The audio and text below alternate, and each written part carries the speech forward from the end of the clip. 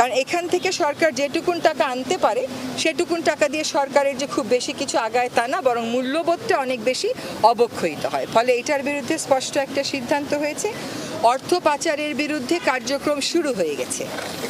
আরেকটা হচ্ছে অত্যাবশ্যকীয় পণ্যের দাম মানুষের ক্রয় সীমানার মধ্যে রাখতে যা যা করার দরকার সরকার সেই কাজগুলো করা শুরু করে দিয়েছে। আমরা রাজনৈতিক দলগুলোর সাথে আলাপ আলোচনার প্রক্রিয়াটা চালু রাখব, তাদের কাছ থেকে সংস্কার প্রস্তাব যা আসবে সেগুলো গ্রহণ করব। ফুটবল টুর্নামেন্ট ও ক্রিকেটে সম্প্রতি চমৎকার নৈপুণ্য অর্জন করায় খেলোয়াড়দের সংবর্ধনা দেওয়ার সিদ্ধান্তের কথাও জানান তিনি। সার্ক অনূর্ধ্ব 20 চ্যাম্পিয়নশিপ, যেটা 2024 বাংলাদেশ প্রথমবারের মতন চ্যাম্পিয়ন হয়েছে। আজকে আমাদের উপদেষ্টা পরিষদে সিদ্ধান্ত হয়েছে যে এই ফুটবল টিমের জন্য আমরা একটা সংবর্ধনা আয়োজন করব। আরেকটা হলো যে আমাদের বাংলাদেশ